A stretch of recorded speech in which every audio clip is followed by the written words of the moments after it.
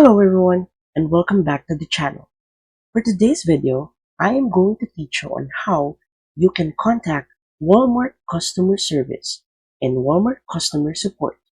So, without further ado, let's begin. First, go to walmart.com and log in to your Walmart account. Once logged in, we're going to scroll down to the very bottom of the main screen until we see these options right here.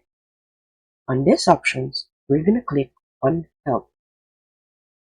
After that, Walmart will ask you, on what topic do you need help with?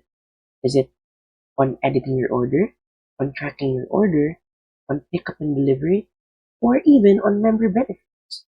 Now, if it is not here, you can type in the issue right here. As you can see, there are also many options from here in which the customer service can help you.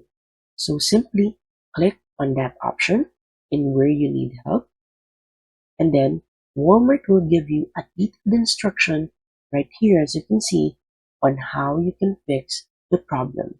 You can even give them a like if the article that you just read is helpful for you. And that's it. So if you find this video helpful, please don't forget to click like, share, and subscribe to the channel for more helpful video tutorials. See you in the next video. Bye!